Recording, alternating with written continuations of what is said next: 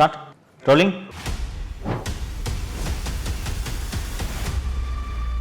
மு.க. ஸ்டாலின் என்ற குடும்பத்தினர் கொள்ளையடிப்பதற்காக தவிர வேறு எதற்காக இந்த திமுக என்ற இயக்கம் இன்று செயல்படுகிறது? நன்றாக யோசித்து பாருங்கள். வேறு எந்த கட்சியிலாவது இத்தனை அதிகார மையங்கள் இருக்கிறதா? தனது பேரனான இன்பநிதியை, உதயநிதியை எப்படி ரெட் ஜெயண்ட் மூலமாக கொண்டு வந்தார்களோ அதே போல திராவிட முன்னேற்ற கழகத்தின் தலைமை பொறுப்பேற்பதற்கு அவரை தயார்படுத்தி கொண்டிருக்கிறார்கள் என்பதை ஊரே அறியும். அப்போ இந்த திமுக என்ற கட்சி யாருக்காக நடக்குது? ஒரு குடும்பத்துக்காக தானே. இதுதான் ஜனநாயகமா? மன்னராட்சியாக நடக்குது. அப்பாவுக்கு பிறகு அவங்க பையன், அதுக்கு பிறகு அவங்க பையன் என்று.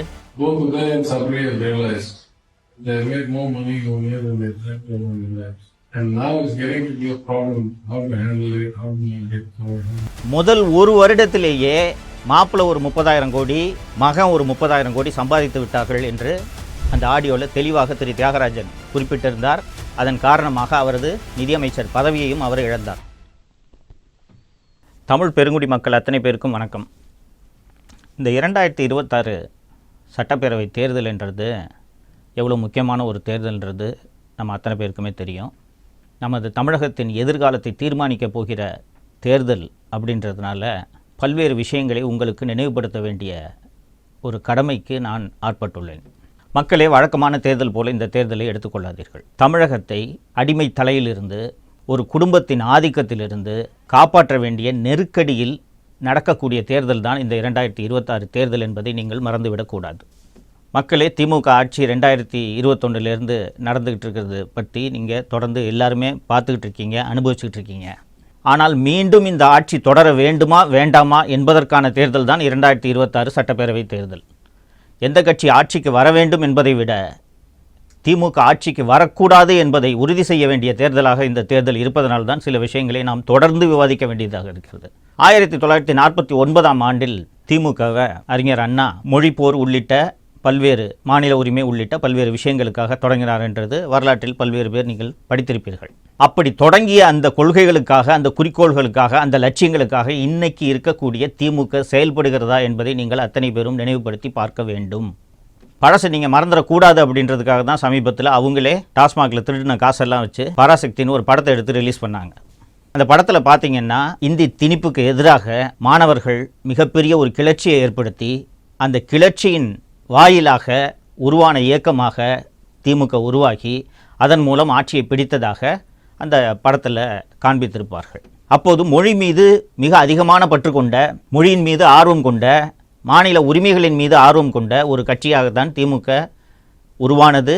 அப்படித்தானே இன்றைக்கு வரை இருக்க வேண்டும். திராவிட முன்னேற்ற கழக குடும்பத்தினர், குறிப்பாக மு.க. ஸ்டாலின் அவர்களின் குடும்பத்தினர், திராவிட முன்னேற்ற கழக தலைவர்களின் குடும்பத்தினர் பல்வேறு கல்வி நிலையங்களை நடத்தி கொண்டிருக்கிறார்கள் என்பது உங்கள் அத்தனை பேருக்கும் தெரியும். அந்த கல்வி நிலையங்களில் ஏதாவது ஒரு கல்வி நிலையத்தில் தமிழ் வழி கல்வி செயல்படுத்தப்பட்டு வருகிறதா, பின்பற்றப்பட்டு வருகிறதா என்பதை நீங்கள் கவனித்து பார்த்தீர்கள் என்றால் அந்த மொழியை வைத்து அரசியல் செய்து எப்படி ஆட்சியை பிடித்தார்கள் என்று உங்களுக்கு நன்றாக தெரியும். தோழர்களே, அறிஞர் அண்ணா எந்த லட்சியங்களுக்காக தொடங்கினாரோ அந்த லட்சியங்கள் எல்லாம் நீர்த்து போய் இன்றைக்கு இருக்கக்கூடிய திராவிட முன்னேற்ற கழகம் ஒரே ஒரு குடும்பத்திற்காக மட்டும்தான் இயங்குகிறது என்பதை நீங்கள் இந்த 5 ஆண்டுகளில் பார்த்திருப்பீர்கள். இந்த ஆட்சி தொடங்கிய 1-2 ஆண்டுகளில் இந்த ஆட்சியில் நிதியமைச்சராக இருந்த திரு PTR தியாகராஜன் அவர்கள் பேசிய ஒரு 2 ஆடியோ வெளியானது நீங்கள் எல்லாருக்கும் நினைவு இருக்கும்னு நினைக்கிறேன்.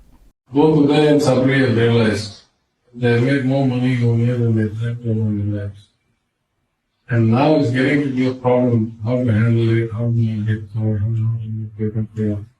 And what can you make it in 10-50%? So we will pay it back to because of one. We need further because of that being முதல் ஒரு வருடத்திலேயே மாப்பிள்ளை ஒரு 30,000 கோடி, மகன் ஒரு 30,000 கோடி சம்பாதித்து விட்டார்கள் என்று அந்த ஆடியோவில் தெளிவாக திரு தியாகராஜன் குறிப்பிட்டிருந்தார். அதன் காரணமாக அவரது நிதியமைச்சர் பதவியையும் அவர் இழந்தார். தோழர்களே, முதல் வருடத்திலேயே ஒரே வருடத்தில் 60,000 கோடி சம்பாதிச்சிருக்காங்கன்னா இந்த 5 ஆண்டுகளில் இவர்கள் எவ்வளவு கொள்ளையடித்திருப்பார்கள் என்பதை நீங்கள் நினைத்து பார்க்க வேண்டும், ஊகித்து கொள்ள வேண்டும். இன்றைக்கி திராவிட முன்னேற்ற கழகம்ன்ற இந்த கட்சி எதற்காக செயல்படுகிறது என்பதை நீங்கள் சற்றே யோசித்து பார்க்க வேண்டும், அலசி பார்க்க வேண்டும். மு.க. ஸ்டாலின் என்ற குடும்பத்தினர் கொள்ளையடிப்பதற்காக தவிர வேறு எதற்காக இந்த திமுக என்ற இயக்கம் இன்று செயல்படுகிறது? நன்றாக யோசித்து பாருங்கள். வேறு எந்த கட்சியிலாவது இத்தனை அதிகார மையங்கள் இருக்கிறதா?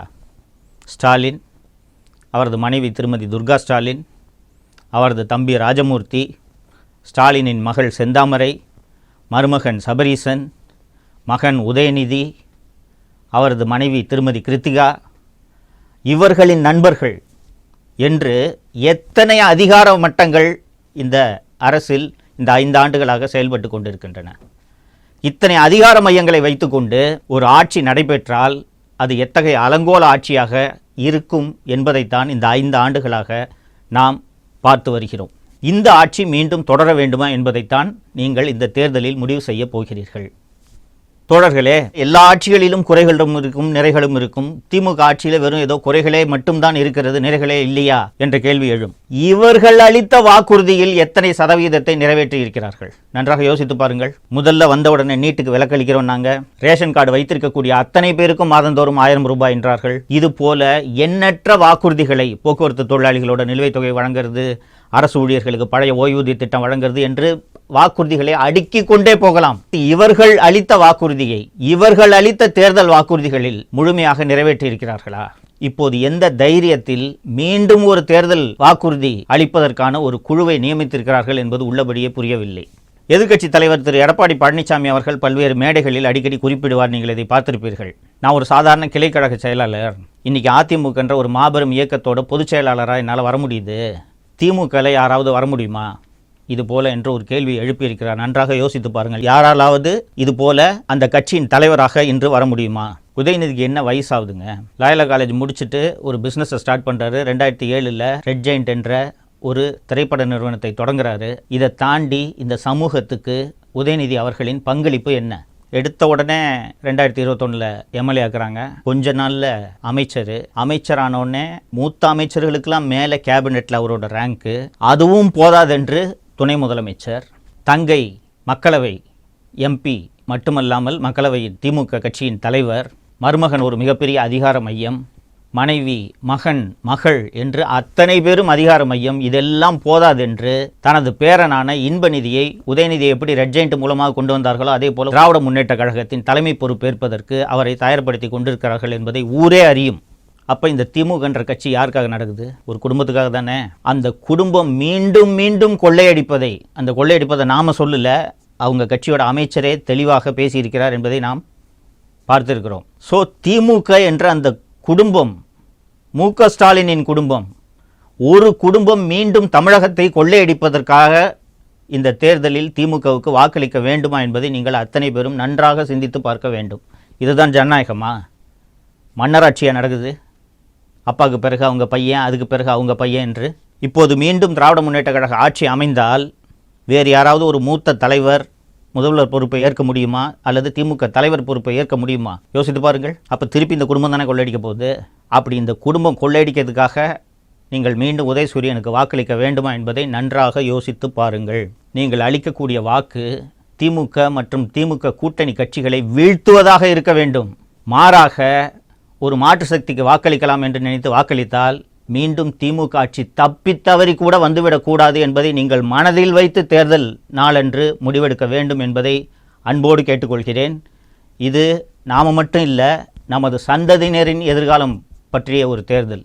நாளைக்கு நாம் மட்டும் இல்லாமல் நம்ம குழந்தைங்களும் நல்லா இருக்கணும்னு நீங்கள் நினச்சிங்கன்னா சரியான முடிவை இந்த தேர்தலில் நீங்கள் எடுப்பீர்கள் என்ற நம்பிக்கை எனக்கு இருக்கிறது. ஏன்னா திமுக அவரோட சந்ததியை உயர்த்துறதுக்காக அவர்கள் இந்த தேர்தலில் போட்டியிடுகிறார்கள். நாம் நமது சந்ததியை மனதில் வைத்து இந்த தேர்தலில் நல்ல முடிவை எடுக்க வேண்டும். தொடர்ந்து பேசுவோம். நன்றி. தமிழகத்தை காப்போம்.